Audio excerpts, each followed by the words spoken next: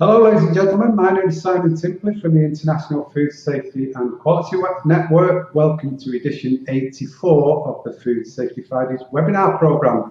The Food Safety Fridays webinars are sponsored by Mettler Toledo, Trace Analytics, AIB International and Safe Food 360. These kind of organizations support this program and help to bring you regular free training, free education, and each time you get a free certificate of attendance as well.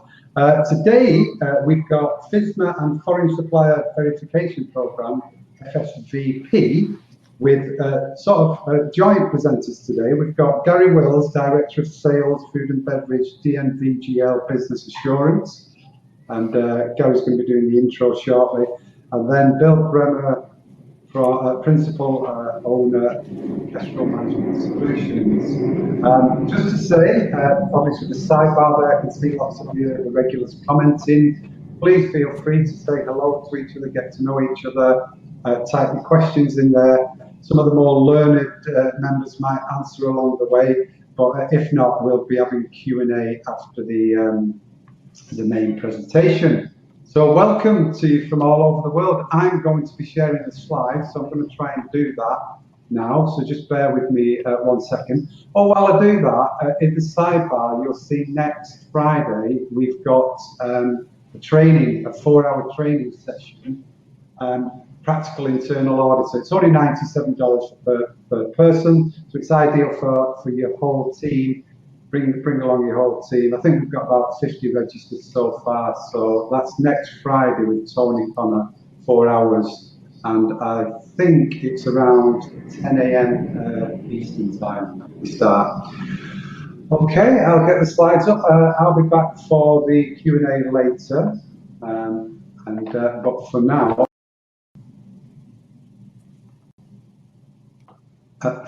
I'll hand you over to Gary and Bill. Are you there, Gary? Yes, thank you, Simon. My name is Gary Wills, and I'm the Director of Sales for Food and Beverage in the U.S. and Canada for DNV. Go ahead, Simon. For those of you who don't know DNV or don't know us very well, we're a global leader in several different business areas: maritime, oil and gas, energy, business assurance, and software. For food and beverage, business assurance is the area that food safety falls under. And we're a global leader and we're in 300 offices in 100 countries. Simon, go ahead.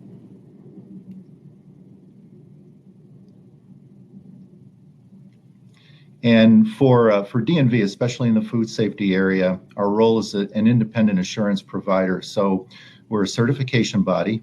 We do assessments, whether it's supplier assessments, internal audits, or anything within the supply chain.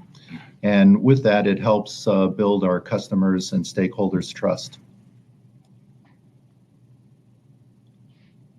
And then this is just an idea of our global reach. We have over 3,000 auditors worldwide, 350 in food safety.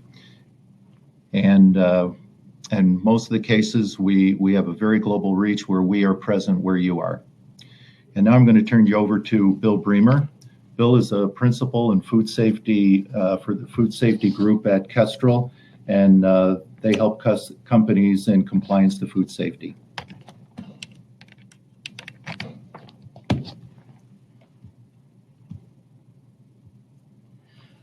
Hello, everyone. I'm glad to be with you here today. I'm going to cover some high points of the foreign of the FSMA and foreign supplier verification compliance requirements, leading to it, going through FSMA requirements. Slide. So ultimately, this is all the FSMA law and the foreign supplier is all about FDA approval and meeting FDA requirements. Next slide. So we're going through evolving developments under Section 117 of the CGMPs of FSMA, some of what you may have possibly seen or reviewed. Food companies must determine what applies and what does not apply out of the Section 117 sections. And there's well over 200 items that must be looked at and determined and quantified. Sections that are determined to not apply to a company must be identified, and a company has to justify their decision, confirm what they've determined is not applicable. All other areas must be developed into a written compliance program to meet FSMA. And the key is with written, different from the past FDA requirements for food. Next slide.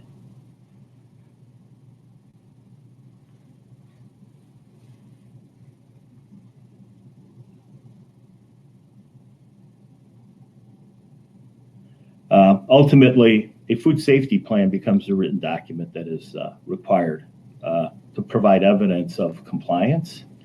It's based on food safety principles. FSMA incorporates hazard analysis, which is included in the FSMA requirements, and it may come from other HACCP programs. The new requirement is really preventive controls within a food safety plan and within your hazard analysis program. And these, instead of just being internal to a company, need to include the overall supply chain that they've either sourced from or shipped to. And you must be able to prove recall across the supply chain. It also delineates procedures to be followed for monitoring, corrective actions, and verification to maintain food safety programs. So it's required by FSMA. All covered facilities must have a food safety plan in place. And for the U.S. importing from overseas, their overseas suppliers must have a food safety plan in place as well. Next slide. When you put the food safety plan into your food safety management system, you have a food safety system. It's the outcome of implementing a food safety plan and its supporting elements. It's based on the development of written programs, including areas or the major programs in FSMA and food safety like sanitation, recall traceability, supplier qualification, HARPC that we'll talk a little bit more about. Allergen control is a big aspect of FSMA, and as well as the food safety plan. And again, all must be in writing or written as required by FSMA. Next slide. So it's good to remember, how FSMA came about and what it means. It was passed in 2011, took a number of years to get up to publishing in 2015. It was the first major change in the U.S. food safety requirements since 1938. 1938 was actually an update of what was developed in 1906 under President Teddy Roosevelt at the time. And what FSMA gives is it empowers FDA to detect, respond, and prevent food safety issues with broad enforcement capabilities that it did not have before it was passed in 2011. It requires a food safety plan. That's an imperative. It requires HARPC, which is the introduction of preventive controls to hazard analysis. Works along with programs like HACCP. It's mandatory for all types of food processors that are not currently covered by other requirements such as eggs, poultry, fish, and juice. And then you find these requirements under 21 CFR section 117, Next slide.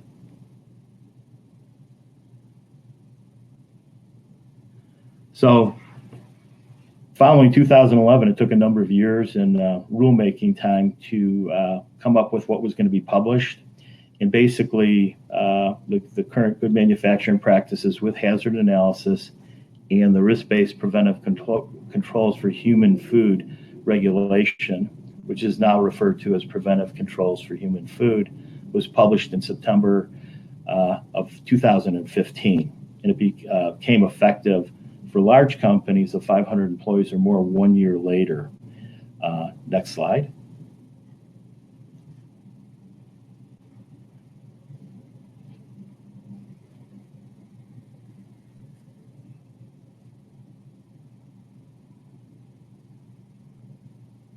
Next slide.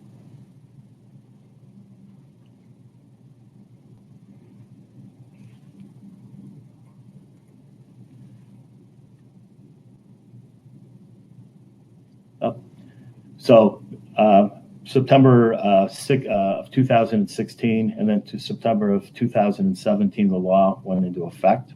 The regulations require certain activities must be completed by a preventive controls qualified individual, which is a key aspect of FSMA and the preventive controls requirements. This person has to have successfully completed various levels of training and development application of risk-based preventive controls, and have at least equivalent to that received under a standardized curriculum. And there's a number of programs that can be taken to be a qualified individual, but ultimately it's got to meet the FDA requirements. And there are none that are specifically required. There are some that are accepted. This person also needs to be qualified through job experience. All covered facilities must have a preventive controls qualified individual on staff. This includes both domestic importers and processors, as well as foreign suppliers exporting product to the U.S. under the Foreign Supplier Verification Program. HARPC, as it was known at one time, Hazard Analysis and Risk-Based Preventive Controls, aligns with the GFSI standards. So the HACCP under GFSI is really a prerequisite almost to FSMA compliance. Doesn't have to be, but it meets it very, very well. And that's what came out in 2016 and has led to what companies now have to have in their food safety plans. Next slide. So hazard analysis and preventive controls is a management system in which food safety is addressed, as many of you may know, through the analysis and control of biological, chemical, and physical hazards from raw materials, production, procurement, handling, manufacturing, distribution, consumption, and finished products. And the entire supply chain is included under FSMA. Under HARPC, now known as Preventive Controls for Human Foods, the hazard analysis must include the aspect of determining preventive controls. It matches up with HACCP, and that becomes a starting point. So when FSMA was originally developed, FDA wanted to keep away from industry standards. However, a prerequisite becomes the existing HACCP programs for the development of preventive controls. Next slide. It requires hazard analysis to be expanded and to cascade through the supply chain. So you don't just look within the processes within your locations or in your food processing plants or sites, but you look back to the suppliers all the way to the original source, into the customers, all the way through to the ultimate consumer. It's aligned with the food safety plan requirements. With the addition of preventive controls 117 CGMPs, it is required to meet what FSMA requires. Must be implemented as part of a written program under a qualified individual, but not necessarily by a qualified individual. So the qualified individual is a key oversight for the process. Preventive control plans must cover any food material processed, sold, or distributed to the U.S. market. Next slide.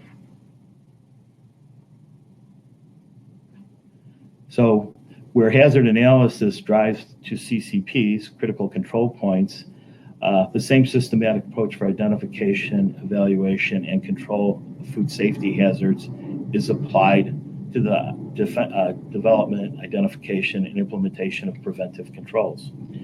Provides control measures to prevent, eliminate, or reduce significant hazards to an acceptable level. Hazard analysis-driven preventive controls are new and evolving in the FSMA food safety plans. And companies have to define what those may be, and they obtain those from various sources.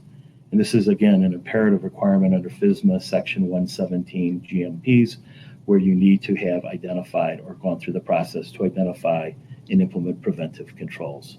Next slide.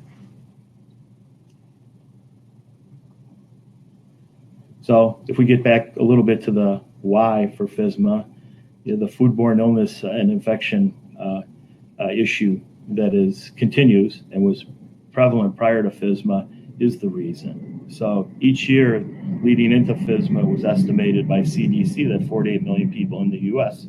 experienced foodborne illness, some injury, some death, some milder cases. Now it's thought that it was much greater than that, because prior to FSMA, many times foodborne illness was thought of as the flu or a virus or something like that was occurred other than food. FSMA is focused on alignment of preventive controls to assure against the release of contaminated food.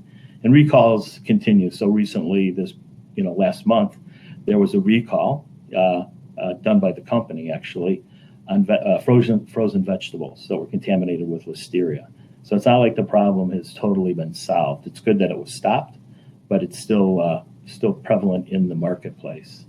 Next slide.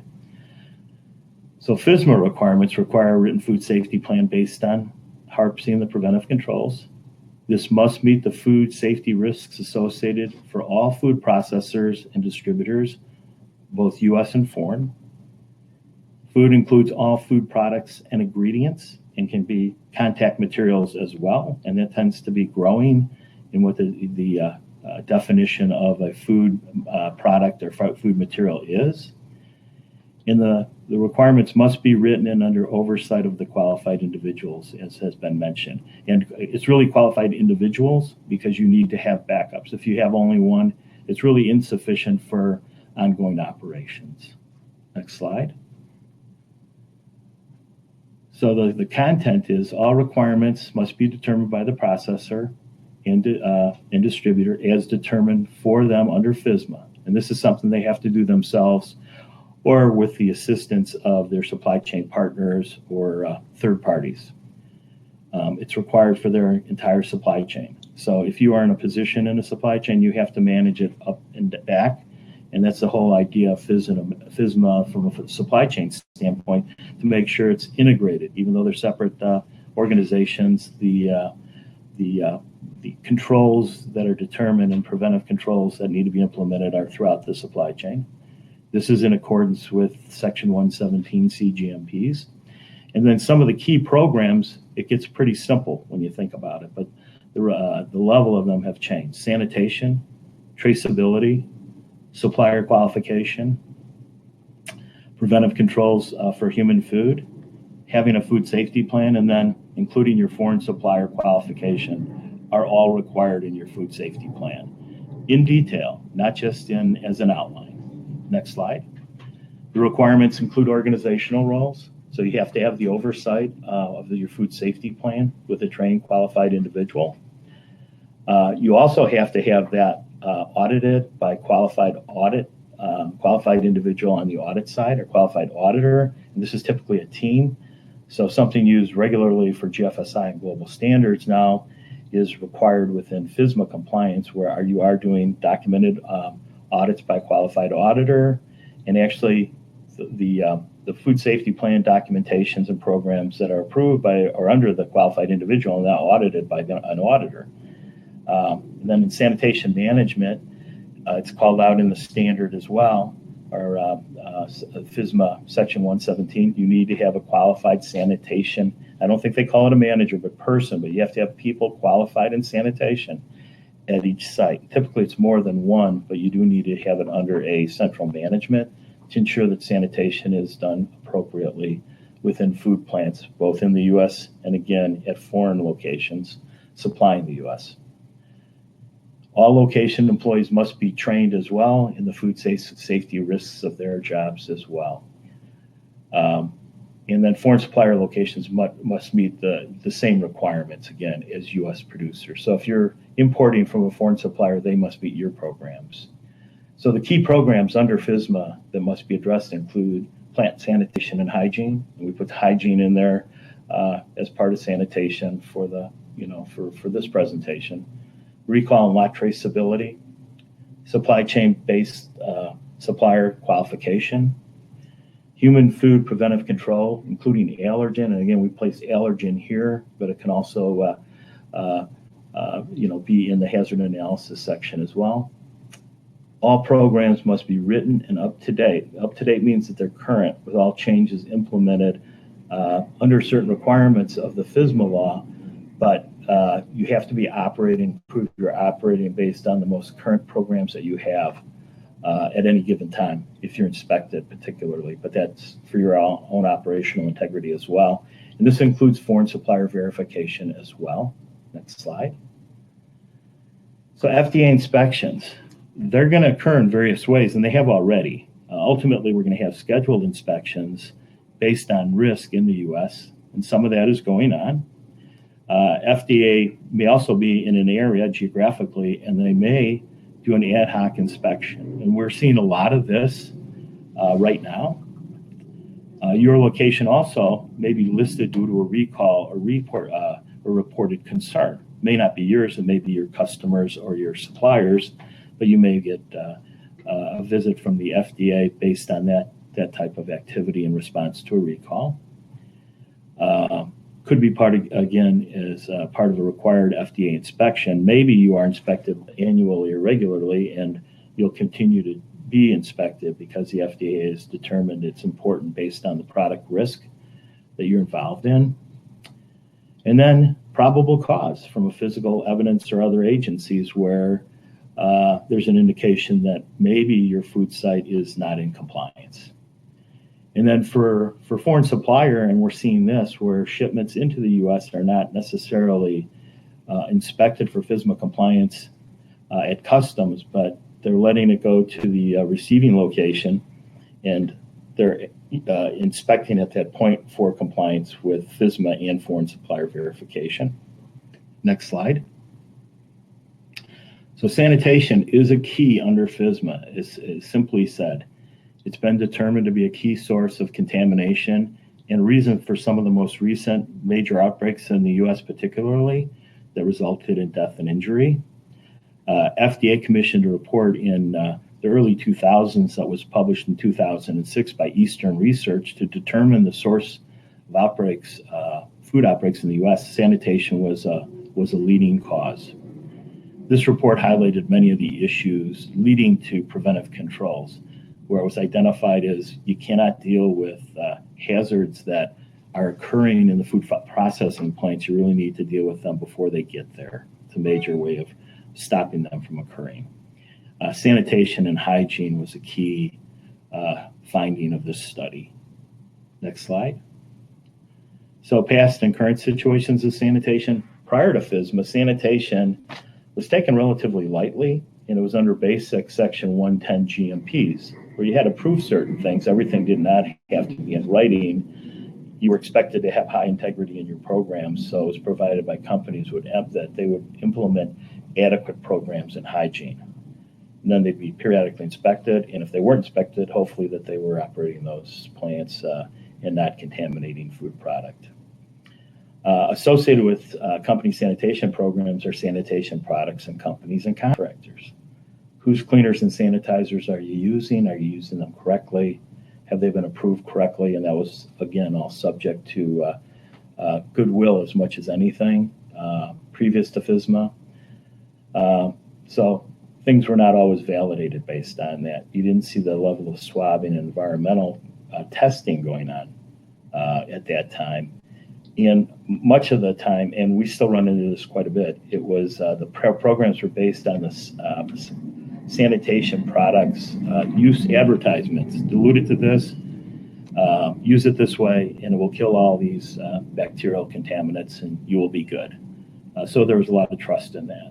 So under FSMA, companies are required to have programs based on their internal development, and they must meet customer and supply chain requirements.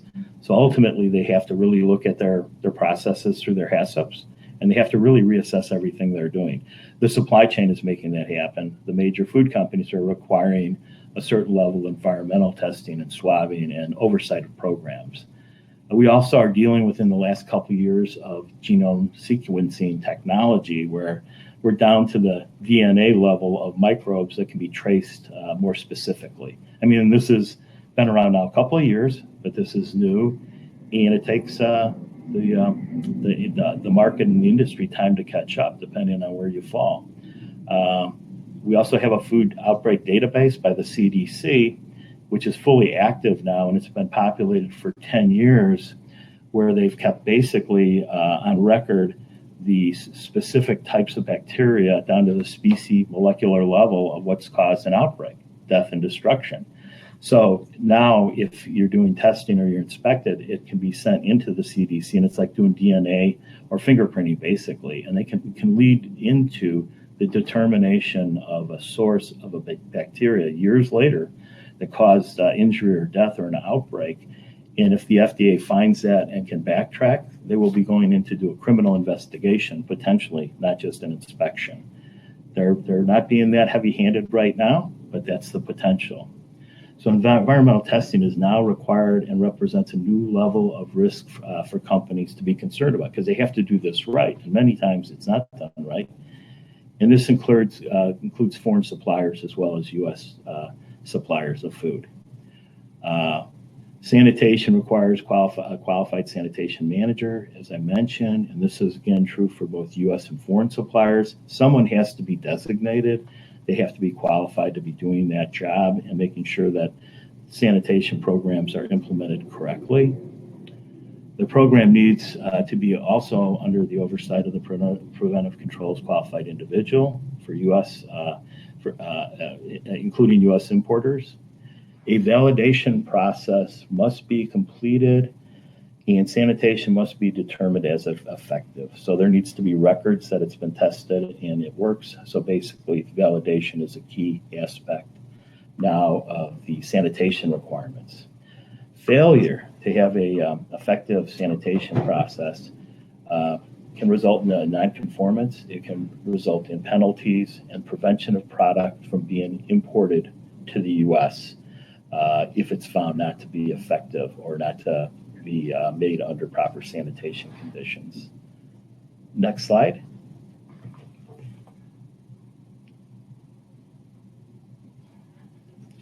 So verifying sanitation is key to a safe operation.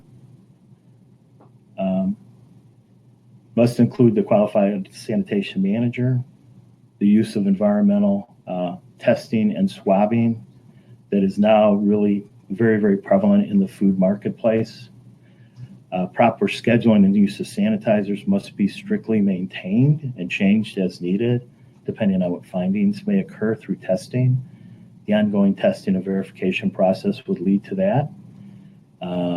Maintenance of all written programs and records must be kept, including any changes. So historical records are important up to 2 years, possibly longer. And then proper internal audits and corrective actions must be implemented as well within the sanitation programs.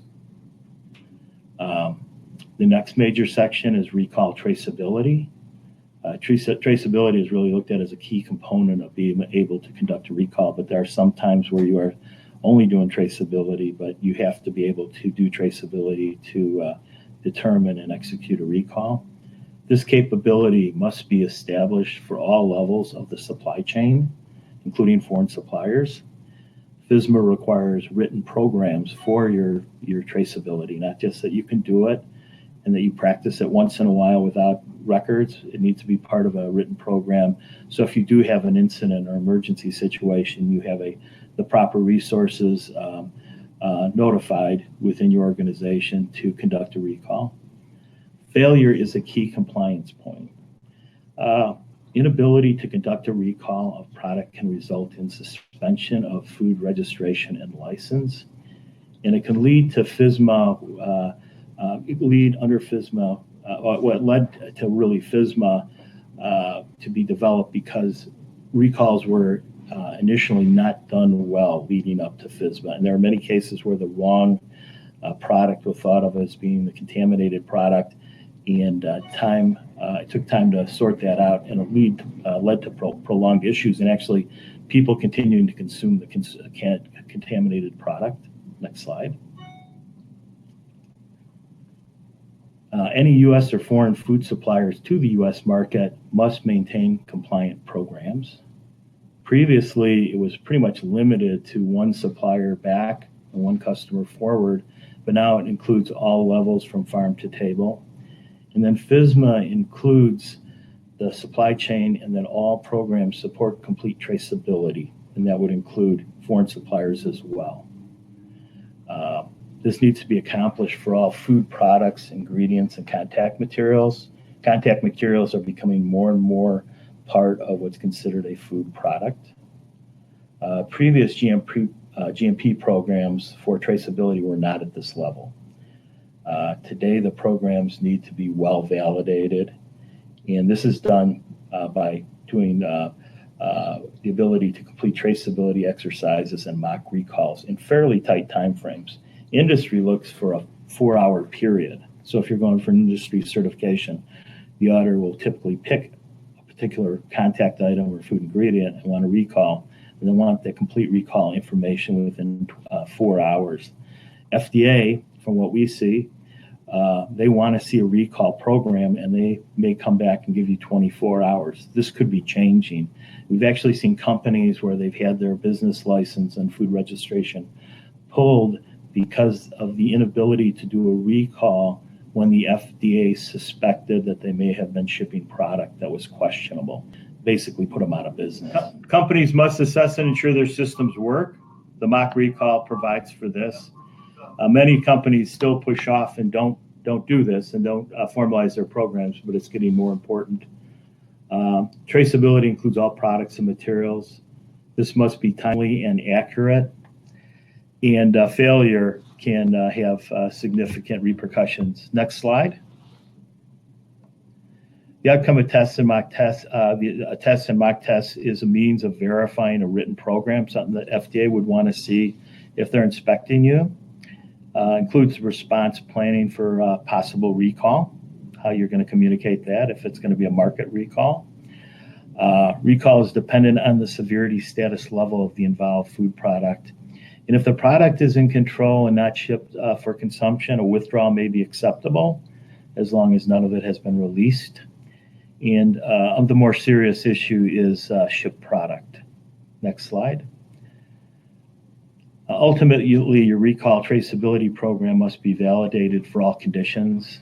IT systems are key to automating the process. So we'll still see companies that are using paper-driven systems, but the more automated it is, the better, and that's really expected. Improvements to product item inventory must be taken into consideration as well and implemented.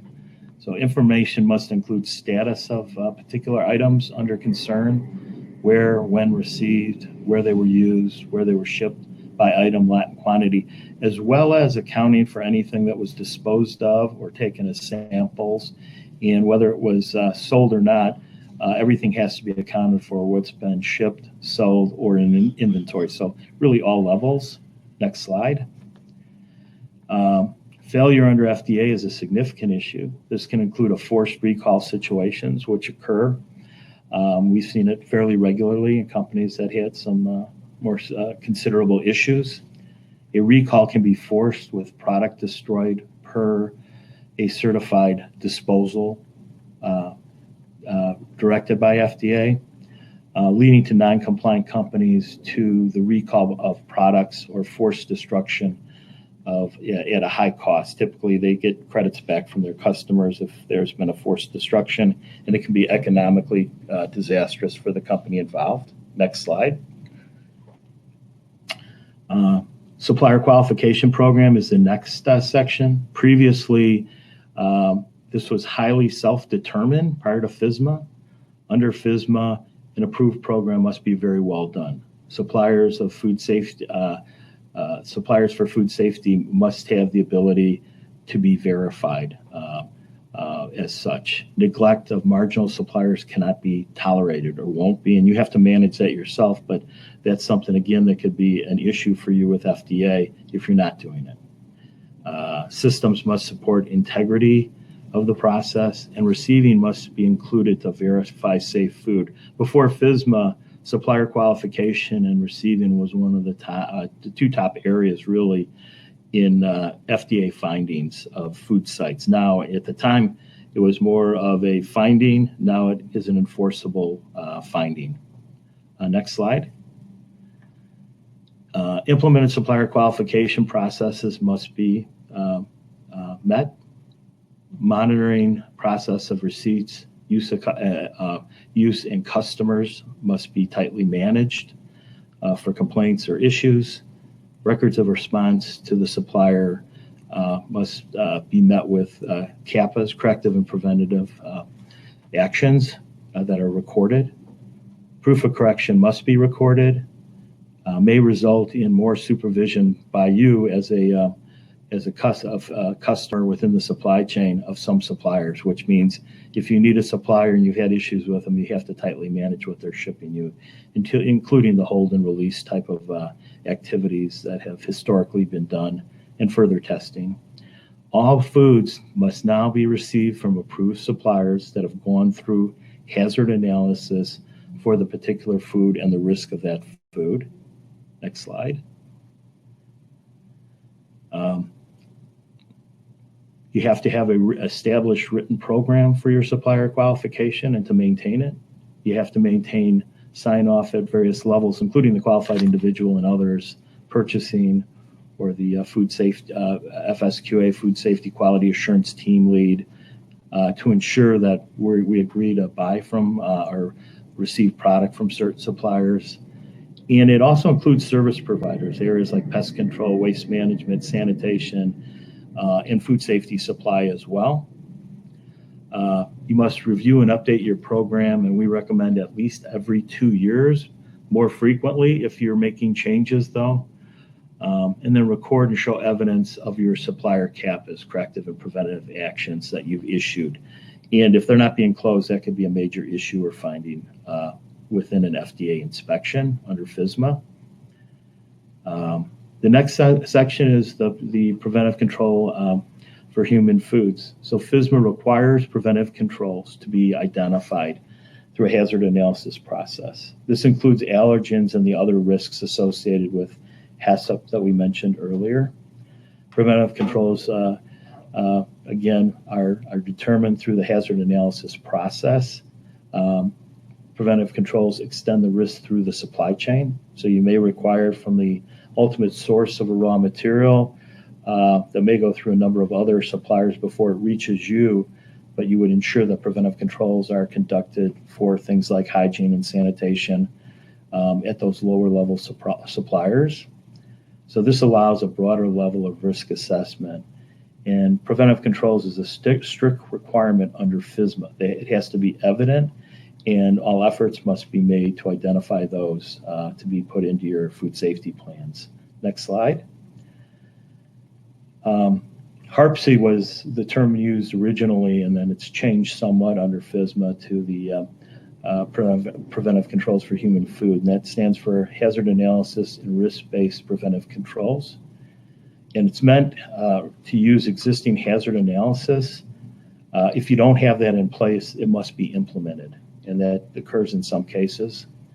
The preventive controls aspects must be developed and implemented, and you treat it pretty much like any of the other control points or CCPs, only it's much more preventive based on how it's looked at. These may be based on preventable risks already known. So if you know that contamination, say it's leafy green vegetables, a number of years ago there was an outbreak, and it was the human contamination in the fields of harvesting was the issue. So now what they've done is they put in sanitary facilities in the fields to make sure that the workers are appropriately taken care of from a personal hygiene standpoint. That's a preventive control. Or they can be science-based from industry or academic sources. This can also is to determine controls prior to the risk. So doing research on what's happening in your industry or the general food market is a way of determining preventive controls as well. Next slide. So within this, it requires the supply chain to identify and communicate, prevent hazards, determine from preventive control hazard analysis throughout. So this needs to be shared with the various parts of the supply chain, either preceding your activity or after your activity, the end users or the next level of customer. You need to conduct preventive control assessment in supply chain as well as internally, look at what you're doing yourself. And typically, so preventive controls, there's not a whole lot of them, but they need to be identified. FDA will be looking for this, and really one's company has to do a good job in identifying and managing preventive controls. and again, use industry, academic, and internal determinations for development of preventive controls. Maintain the preventive control process as part of your documented plans, and it should be referenced typically in the title or description of your food safety plans to be fully compliant with FDA FSMA. Next slide.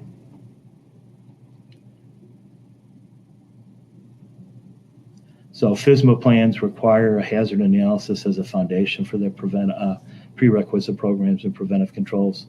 They provide the basic environmental, operational, and controls necessary to control the identified hazards. Preventive controls not only provide control of food safety, but for all other attributes that could impact food safety as well. Next slide. And when you put it all together, you end up with a food safety system. And that's where your food safety plan for FSMA resides. It should be developed by a cross-functional team. It shouldn't be just done in a vacuum with food safety and quality people or the qualified individual.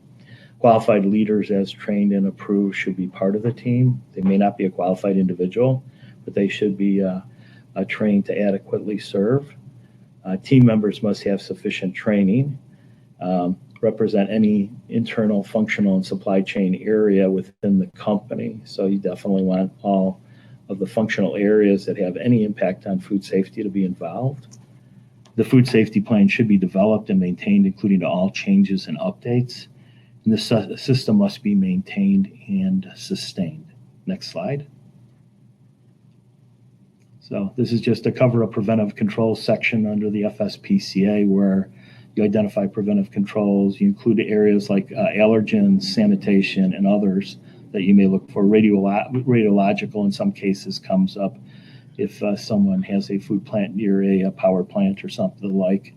And supply chain has to be included as well. Next slide. So the food safety plan is in accordance with FSMA Section 117. It's very well defined, addresses all required aspects of FSMA, including HARPC as part of the comprehensive FSMA program that is within the food safety plan. And again, development under guidance or oversight of a qualified individual. They don't necessarily develop it, but they have to oversee it. More times than not, from what we see, they're key in developing it as well. Next slide. So in development of the food safety plan, operations must determine what applies. Areas that do not must be described. So in certain cases, there's parts of FSMA that are non-applicable. Those would have to be determined as such. Each requirement must be checked against food operations, processes, and material risk. So it's a pretty arduous task to go through the FSMA law and map it back to your processes, but that really is what needs to be done. And because it's new, it's not like there's a guidance document to do that easily. It takes a little bit of work, or quite a bit of work and attention. Those that do not apply must be proven as such. All other requirements that are determined in the program must be, as required, must be adequately within the written programs. The food safety plan and the system must include management elements, so it becomes your food safety system. Next slide. The food safety plan requirements, they must be developed and implemented and kept current at all times. Things change, they have to be updated nearly immediately. Must include all determined requirements that you've determined as you've gone through FSMA and compared it to your operations. Must be subjected to approval and oversight by a qualified individual, or typically qualified individuals, because you need more than one just for ongoing operations. And if you're larger, you may need more than a couple. You must meet all the organizational requirements that we mentioned for audit, as well as sanitation, and all employees must know the food safety risks of their jobs and function accordingly. You also must meet all the update, also known as reanalysis requirements under FSMA. And those are kind of curveballs in there, because if you miss those, you can be out of compliance. You must be available at all times, the food safety plan for an audit or inspection. And the record aspects of the food safety plan requirements are a 2-year minimum, with some exceptions for longer shelf life items. Next slide. Organizational and food safety team requirements must be met. A comprehensive food safety plan must include HARPC. You have to have proof of the non-applicable sections. Listing of sections determined by the food safety plan must be documented. You must develop and implement monitoring records of all the requirements. Change management records must be kept. So if you change your program, you have to maintain those changes within your written programs and records of those. Customer complaints and non-conformance data is very, very important, critical, key focus area by FDA.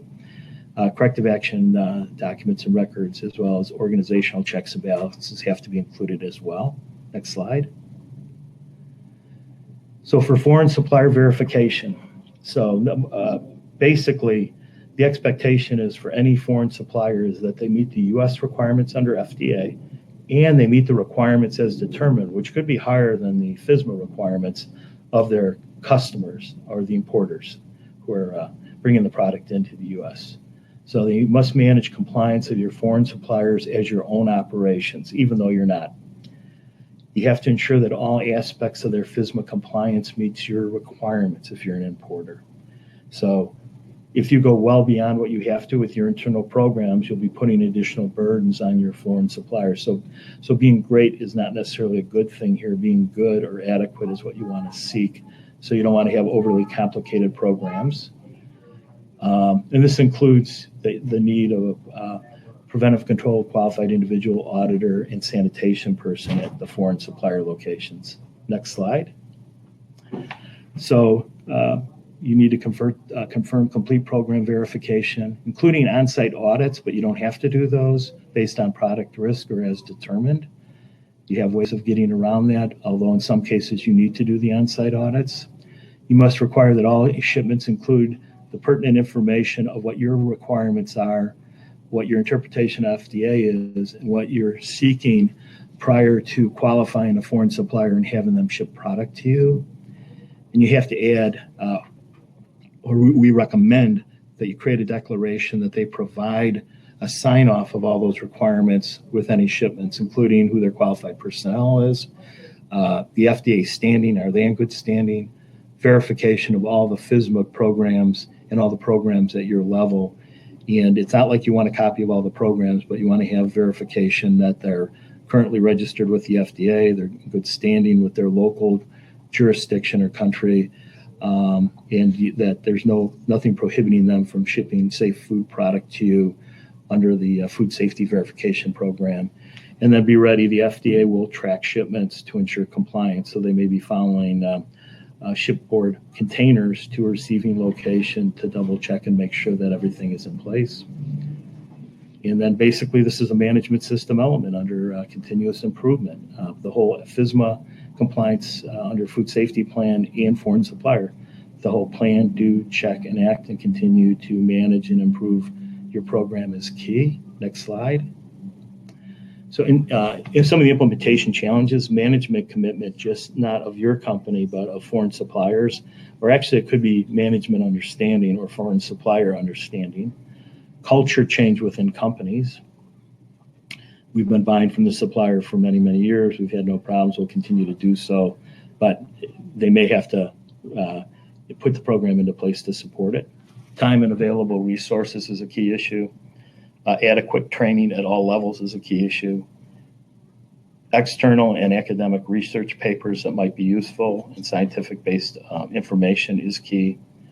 Food safety leadership, it's changing dramatically globally as well in the U.S., and that's a big issue to successfully meet the requirements. And the documentation, including the foreign supplier validated declarations and things like that, are important. Next slide. So takeaways: ensure your food safety management system programs are up to date and implemented correctly. Ensure that you have internal audit proof that you're auditing your records. Ensure the use of cross-functional resources, not just in a vacuum with food safety and quality. Use third parties when appropriate. Validate inputs and outputs to your food safety plan. And check all specific compliance to FSMA. And it shouldn't be once. You need to do it regularly, and it should be at least minimally as part of an annual review and update, although you have more time than that under the law. and then value your FSMA compliance as a critical part of your business and business value. Next slide, question and answer. Thank you, everybody.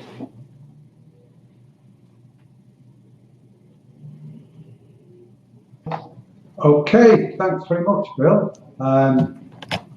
Right. Could somebody could you plug your earbuds in so that my voice isn't reverberating? I'll turn it down.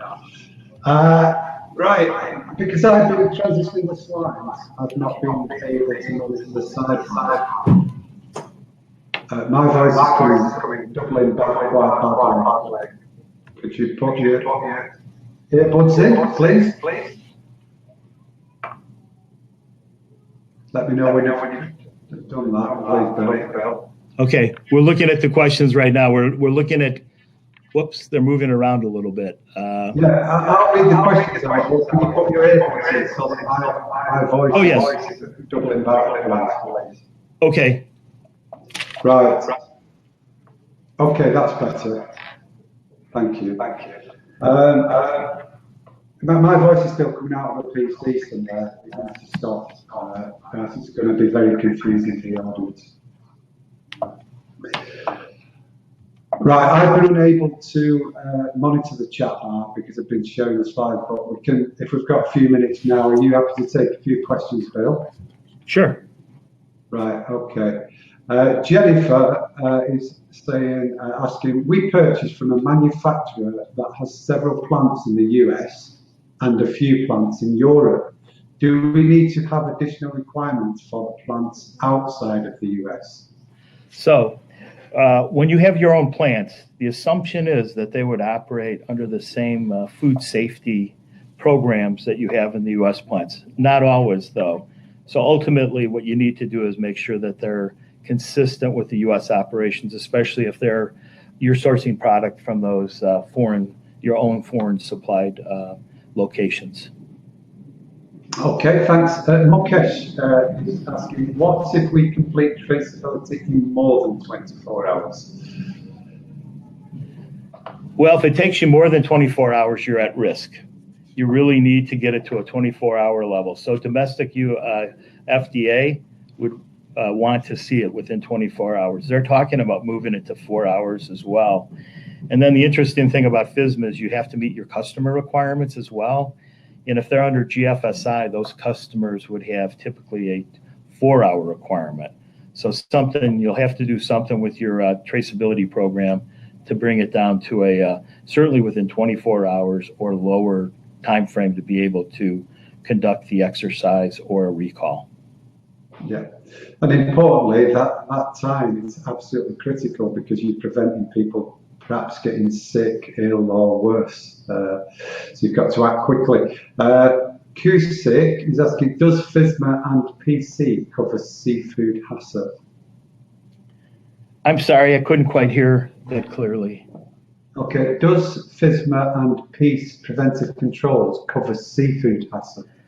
So there are some specific requirements under seafood, and I believe that is one of the separate rules that I mentioned previously. So there's other programs for that, so I can't really speak to that. So I apologize definitively, but for what we see, you're best ensuring that you're complying with foreign supplier, whether it's directly under your product type or not. Okay, thanks, Bill.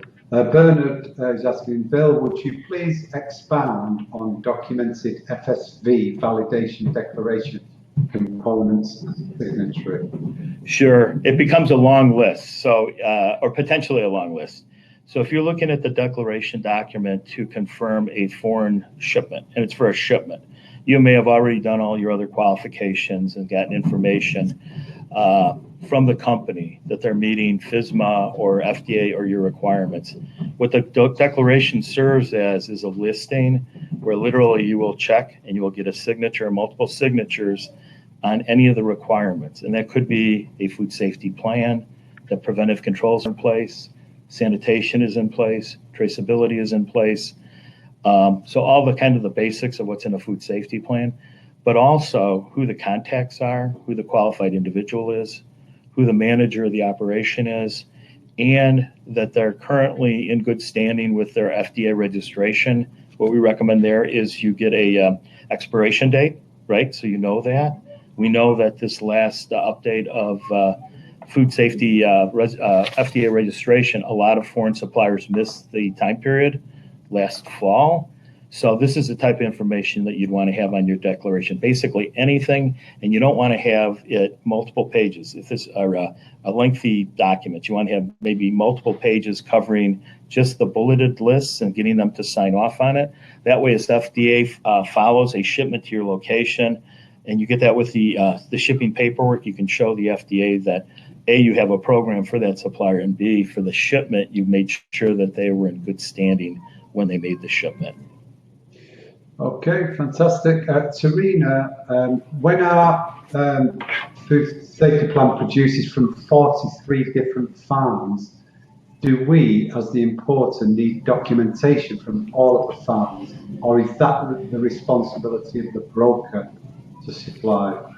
Yeah, brokers introduce a new level of complexity. If you're the importer and you're buying through either a co-op or a broker, you need to make sure that they're managing all those different growers, and regardless of what it is, that's going into the food product.